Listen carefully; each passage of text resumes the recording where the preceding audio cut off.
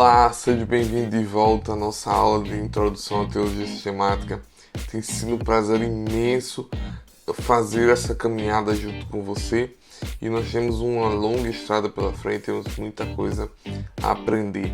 Na aula passada nós estudamos alguns aspectos da Bíblia, da Palavra de Deus. Nós iniciamos a primeira parte, Doutrina das Escrituras, onde nós entendemos sobre inerrância, sobre infalibilidade, sobre princípios que são básicos para nós termos a palavra que nós temos hoje. Hoje nós vamos tratar especificamente de dois assuntos: canonicidade e autoridade.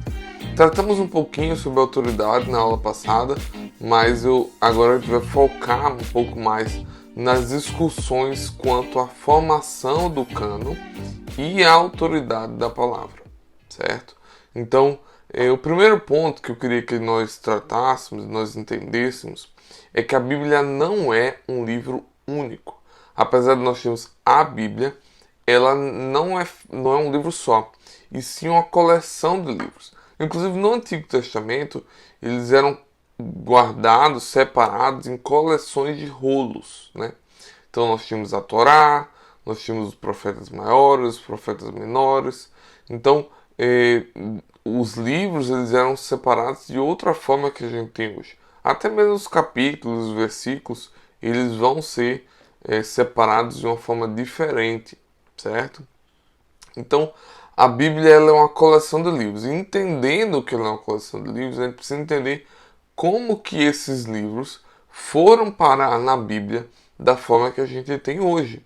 E esse é o nosso propósito nesse primeiro momento. A canonicidade é o tema que trata justamente dessa formação. O que é cânon? O cânon é uma palavra grega que quer dizer vara de medir, ou uma norma, né? Uma espécie de maneira com que eu uso, para uma régua que eu uso para medir as coisas. Então, a Bíblia ele é o cânon das Escrituras. Sendo assim, ele é a medida para a igreja. A igreja se mede com base nela. Por isso que ela é tão importante. E aí nós vamos tratar um pouco mais desse aspecto da Bíblia como o padrão, a norma para todos os padrões, que seria uma outra expressão, onde ela não é julgada por nenhum outro padrão. Nós vamos falar um pouco disso um pouco mais na frente. Nesse primeiro momento, eu quero tratar um pouco mais sobre a questão da formação do cânon. O primeiro ponto com relação à formação do cânon é quanto à sua extensão. Tem dois grupos de críticos com relação à extensão do cânon. Vai ter um grupo que vai dizer que existem muitos livros e que poderia ter sido tirado alguns, e outros que vão dizer que tem muitos livros no período do Antigo, do Novo Testamento, que poderiam ter entrado e que não entraram. Alguns livros também, nós vamos tratar de alguns deles, que dataram do pós-apostólico, né, do período pós-apostólico. A maioria dos livros que foram considerados para entrar no cânon foram facilmente rejeitados, aqueles extras, né? E era muito óbvio que eles eram fraudulentos, que eles não condiziam. Daqui a pouco a gente vai ver que havia alguns aspectos para que entrasse no cânon, né? Especialmente no cânon do Novo Testamento. Eu falei um pouco disso na aula passada, quando nós tratamos um pouquinho sobre isso quanto ao Antigo Testamento, mas nós vamos dar uma olhada principalmente com relação ao Novo Testamento nesse momento. No século II, os hereges gnósticos reivindicaram a autoridade apostólica. Então, e começaram a escrever seus próprios livros e publicar eles, né, de forma ampla. Esses livros nunca chegaram a ser considerados para o cânon. O processo histórico que realizou a seleção do cânon é um processo muito rígido, cauteloso, com investigação muito acurada e muito cuidadosa, que durou vários anos. Inclusive, isso é um dos motivos de crítica. Há uma crítica que em torno de dizer, mas demorou-se cerca de quatro séculos para se definir o cânon. Mas nós vamos entender que, na verdade, o cânon não foi definido no quarto século. No quarto século, houve uma questão formativa, mas isso já era aceito, já era tido, esses livros já eram tidos como certos desde o princípio da igreja. Existem somente 3 livros que realmente chegaram a ser colocados no cânon, mas eles acabaram não sendo colocados, e daqui a pouco a gente vai entender por quê. O primeiro deles foi a Didaquê, que era um catecismo cristão que foi escrito por volta na Palestina e na Síria na década entre 60 e 90 depois de Cristo, e provavelmente um pouco antes da destruição do templo. Ele é a fonte mais antiga pós-apostólica e ele foi fonte de legislação eclesiástica, né? Ele é uma reunião de fontes orais e escritas que retratam a tradição das primeiras comunidades cristãs. Uma outra obra foi a obra do pastor de Hermas, que era uma obra que era usada para instruir novos cristãos na igreja. Ela chegou a ser sugerida também, era considerado, por ser considerada de muito valor para a igreja. Foi uma obra que datava mais ou menos do segundo século. O terceiro foi a primeira epístola de Clemente de Roma, que foi endereçada à igreja de Coríntios. A carta foi datada por sendo do final do primeiro século e começo do segundo século. Então, apesar de terem sido cartas muito fortes, essas obras, os próprios autores das obras tinham a consciência de que era uma obra sub- e pós-apostólica. Então elas não arrogavam para si a autoridade, né? Sempre foram considerados úteis, importantes para a igreja, mas nunca houve um conflito sobre a exclusão delas do cânon. A maior parte das controvérsias está contra os livros que deveriam ser inclusos no cânon. Entre eles, eu não vou entrar tanto na questão do porquê de cada detalhe, e isso é tratado em outro momento, mas os debates que demoraram mais foi em torno de Hebreus, de 2 Pedro, 2 e 3 João e Apocalipse. Foram os livros que teve maior discussão quanto a eles. Nós vamos falar inclusive um pouquinho de Hebreus ainda nessa aula. Então vamos falar justamente sobre o estabelecimento do cânon. Existe uma oposição à autoridade do cânon por ele ter sido consolidado só no século IV, como eu já introduzi logo no início. O que não faz muito sentido, pois apesar da formalização do cânon só ter acontecido no século IV, durou um período, foi um processo, um longo processo, cuidadoso, como eu já disse, né? Durante esse tempo, a igreja não estava sem o Novo Testamento. Ela já circulava de forma ampla pelas igrejas. As igrejas já conheciam o Novo Testamento. Apenas houve um processo de formalização, de seleção, constatando algo que já era evidente desde do início da igreja. Elas já funcionavam como um cânon devido à sua autoridade apostólica. Quem confere a autoridade não é o que foi decidido lá no século IV, mas a sua autoria apostólica desde o princípio. O problema que causou a formação do cânon foi a heresia de Marcião. O que foi que Marcião fez? Marcião pegou o Antigo Testamento, ele negou, ele disse que o Antigo Testamento não era do Deus verdadeiro, era uma espécie de sub-rei, né? Não era o supremo do universo, onde ele chamou de demiurgo, e que era uma deidade menor, né? E Cristo ele veio justamente para revelar o Deus verdadeiro. Então ele excluiu tudo do Novo Testamento que ligasse Cristo de maneira positiva ao Deus que estava no Antigo Testamento. Ele excluiu alguns conteúdos dos evangelhos, por exemplo, bastante parte do evangelho de Mateus. Então, sempre que havia uma ligação muito forte e positiva com o Deus do Antigo Testamento, ele tirou. E parte dos escritos de Paulo também, né? Porque Paulo também ia fazer muito essa ligação Antigo e Novo Testamento. E aí ele pegou, juntou isso aí e criou um cânon, né?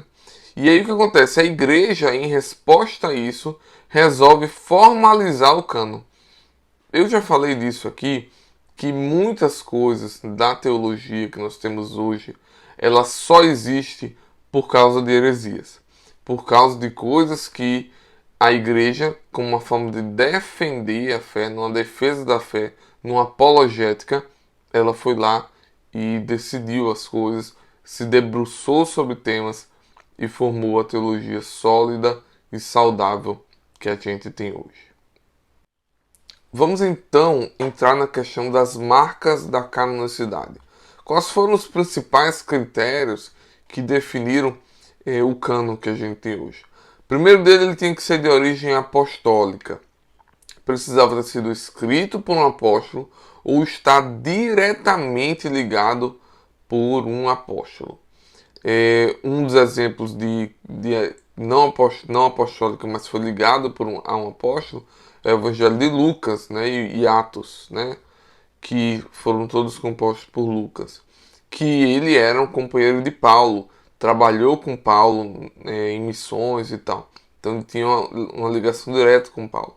Quando nós vamos estudar sobre o panorama do Novo Testamento, nós vamos tratar sobre alguns aspectos específicos de cada carta dessa. Por isso que eu não estou me preocupando em falar tanto sobre essas especificidades dos livros, tá?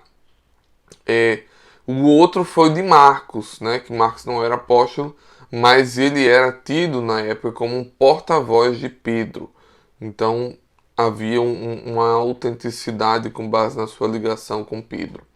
E certamente o que ele escreveu nos evangelhos muito deve ter sido do testemunho de Pedro. Desde o começo não havia dúvida quanto à autoridade apostólica dos evangelhos e dos escritos básicos de Paulo, né? Esse é um outro fator, que inclusive eu também até já tratei disso aqui, com relação a Paulo e a autoridade de Paulo como apóstolo.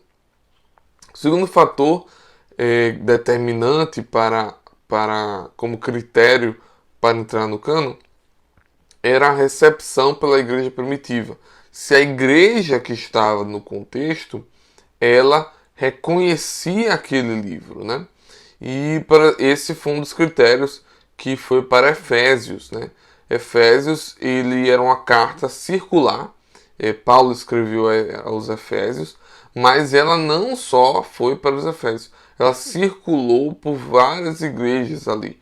Inclusive, acredita-se que era esse o objetivo mesmo. Quando se escrevia para uma determinada igreja, o objetivo era que circulasse pelas comunidades próximas, né? Então isso vai acontecer também com várias outras cartas apostólicas, especialmente as de Paulo. Os evangelhos circularam amplamente entre a congregação do século I, então pouco se tem dúvida, ou quase nenhuma mesmo, sobre a questão dos evangelhos. Quanto às cartas de Paulo, o próprio Pedro ele faz menção em 2 Pedro 3,16 com relação à autoria das cartas de Paulo, com relação à autoridade dele e dando própria relevância a ela, né? Na análise que foi levada em consideração os documentos recebidos e citado por um portador de autoridade. Então, havia essa análise de que havia sido recebido por alguém com autoridade e a igreja reconhecia a autoridade daquele portador. O terceiro fator era com relação à compatibilidade com a doutrina e os ensinos. Era mais especificamente quanto ao conteúdo da carta, onde era analisado se o conteúdo da carta ele condizia com o conteúdo das cartas básicas, aquelas que não havia dúvida nenhuma, se usava como base elas para outros que tivessem algum tipo de questionamento se debater e chegar numa conclusão. É por isso que muitas cartas eram logo deixadas de lado, porque quando chegava, esse era um dos fatores que eliminou várias das cartas que não estavam ligadas diretamente aos apóstolos. Era com base no conteúdo. Se você for ler algumas delas, você consegue entender por que elas não entraram.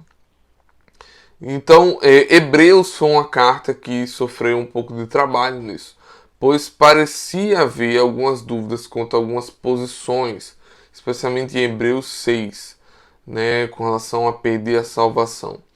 E aí havia algumas discussões com aquilo ali, mas depois foi se chegando no consenso e se zerou as dúvidas quando passou a ser um consenso de que tinha sido de autoria paulina, né? É claro, é curioso que hoje em dia poucos são os que acreditam que ela foi de fato escrita por Paulo.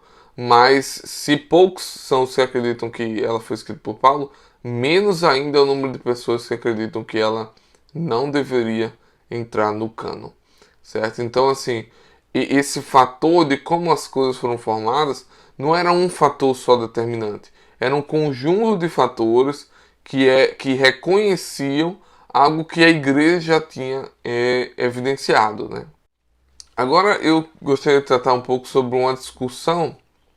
Na verdade, esse próximo tópico é especificamente sobre uma discussão quanto à Igreja Católica e a Igreja Protestante. E por que nós vamos tratar disso? Porque isso é fundamental para entender o cânon que nós temos hoje. No século XVI surgiu uma disputa entre a Igreja Católica e os protestantes. O escopo e a extensão das escrituras do Antigo Testamento foram discutidos. A questão dos apócrifos. Os apócrifos eles eram um grupo de livros que datavam da época intertestamentária. O que é o período intertestamentário? É um período de vácuo que há entre o Antigo Testamento e o Novo Testamento, onde houve um que a gente vai chamar de silêncio profético, né? Só que apesar de ter sido houve um silêncio profético, não quer dizer que a igreja estava parada, ela continuou produzindo muita coisa. Entre elas, alguns livros que são os livros apócrifos, ou pseudepígrafes, que é a expressão que a igreja católica vai usar. Então, essa foi a primeira discussão que houve entre protestantes e católicos com relação ao cânon. A Igreja Católica Romana, ela resolveu adotar os apócrifos e os protestantes não. A grande questão estava quanto a os judeus do primeiro século, da época de Jesus, viam aqueles livros, né? Se eles incluíam ou não. Havia uma parcela de judeus, segundo a discussão, da Palestina, que não incluía os apócrifos no cânon. E havia uma outra parcela da Alexandria, que era um centro da cultura judia helênica, que já incluíam. Porém, hoje em dia já há muita gente, muitos teólogos sérios, estudantes sérios, que afirmam que até mesmo os alexandrinos reconheciam que esses livros eles eram importantes, mas eles estavam no nível abaixo do restante do cânon. Apesar de eles valorizarem esses livros, eles não tinham o mesmo nível de autoridade que tinha os livros que estavam na base do cânon, né, do Antigo Testamento. Para os protestantes, cada livro presente na Bíblia era infalível. Contudo, o processo realizado pela igreja na formação do cânon não era. Cada livro que está na Bíblia deveria estar lá na Bíblia. A igreja ela não é inerentemente infalível. Então, usar esse argumento da igreja como formadora, como infalível, que é o argumento da Igreja Católica Romana, não é válido se pela perspectiva dos reformadores do século XVI. A formação do cânon se fundamenta na providência de Deus e não na autoridade da igreja. Já para a Igreja Católica Romana, qualquer coisa que a igreja decidir, ela é infalível. A formação do cânon se fundamenta na autoridade da igreja. E é justamente sobre isso que eu quero me aprofundar agora. A escritura e a autoridade. É um debate histórico, né? Foi um dos debates mais fortes que aconteceu na época da Reforma, que é com relação a autoridade suprema e inquestionável. De quem era essa autoridade? Para os protestantes, para os reformadores, a autoridade suprema e inquestionável era a da Bíblia. Para a Igreja Católica, era o do corpo de mestres que formava a Igreja. Os reformadores entendiam que a Escritura sozinha era a revelação suprema e a autoridade. O conceito que nós tratamos lá atrás de sola Escritura. Vai ter um momento que nós vamos tratar especificamente disso, quando falarmos da história da Igreja, mas a sola Escritura, que foi um conceito importantíssimo para a reforma da Igreja, justamente tratava disso, que a Escritura sozinha era relevante e suprema autoridade de Deus. Podemos achar a verdade de Deus em outros lugares que não na Bíblia, como em livros, por exemplo, contanto que eles estejam baseados na fonte verdadeira, que é a palavra de Deus. Mas elas não são a fonte original da revelação especial. A fonte original da revelação especial é a palavra de Deus. Já a Igreja Católica Romana tinha um outro conceito. A confiança na inspiração e na autoridade bíblica e na revelação vinha por meio da tradição da Igreja. Eles usavam a teoria da fonte dupla, Escritura mais tradição da Igreja, que inclui a interpretação dos concílios da Igreja e das encíclicas papais. Um exemplo disso foi o conceito de Imaculada Conceição de Maria, que surgiu, não está na Bíblia em lugar nenhum, mas através de uma encíclica papal, de um concílio, se chegou a essa conclusão e esse conceito, né? E diversos outros conceitos na Igreja Católica Romana foi trazido. Para a Igreja Católica, a autoridade bíblica está sujeita à autoridade da Igreja. Uma deriva da outra, já que foi a Igreja quem decidiu a formação do cânon. Para os reformadores, não foi a Igreja que decidiu a formação do cânon. Ela somente reconheceu. E ela afirma isso em razões bíblicas, teológicas e históricas, restringindo a autoridade somente pela palavra de Deus. A Escritura ela é a palavra de Deus e somente Deus pode ter autoridade plena sobre ela, ninguém mais. Já a Igreja Católica Romana ela diz que Deus delegou a autoridade a Pedro, o que está lá em Mateus 16, 18. Vamos ler Mateus 16, 18. O que é que diz aqui? Diz o seguinte, que agora eu lhe digo que você é Pedro, e sobre esta pedra edificarei a minha igreja, e as forças da morte, ou em outras versões, as portas dos infernos, não conquistarão. Aqui, segundo a Igreja Católica Romana, a autoridade de Pedro e dos apóstolos passou para os seus sucessores, que é o conceito de sucessão apostólica. O bispo de Roma, o Papa, ocupa o lugar de Pedro como representante de Cristo na Terra. Se a Bíblia afirma ou não a questão da sucessão apostólica, isso pode até estar aberto a debate por questões interpretativas, né? Existe a grande discussão se Pedro era pedra, e aí eu não quero entrar nessa questão de interpretação bíblica nesse momento, mas o ponto não é só esse. Cristo é o apóstolo delegado por excelência. Olha o que João vai dizendo no capítulo 12, versículo 49. Não falo com minha própria autoridade. O Pai que me enviou me ordenou o que dizer. Cristo reivindicou a autoridade de Deus. E sendo Cristo a autoridade da igreja, pois ele é o cabeça, é o superior sobre qualquer parte da igreja, e não nenhuma outra pessoa.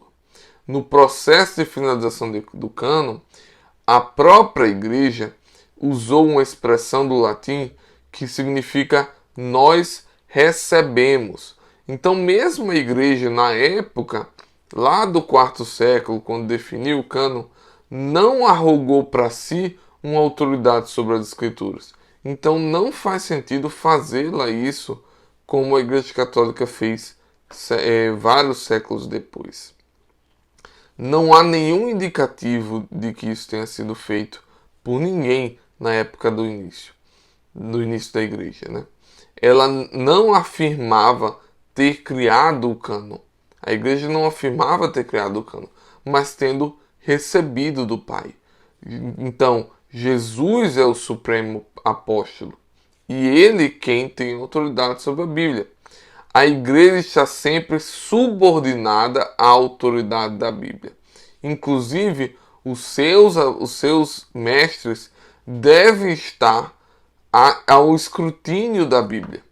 O que eles falam deve estar debaixo do que a Bíblia está declarando, sempre analisando isso.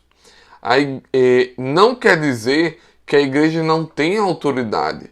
Não estou aqui tirando a autoridade da Bíblia, mas a igreja não possui uma autoridade plena que se iguale à da palavra de Deus. Por fim, precisamos entender que as Escrituras não foi dada de forma abstrata. Ela foi dada como palavra divina, útil para a edificação, para a reprovação, para a correção, para a instrução das igrejas, para que sejamos plenamente equipados como homens e mulheres de Deus. Hoje em dia, as crises não giram em torno somente de infalibilidade, inerrância, inspiração.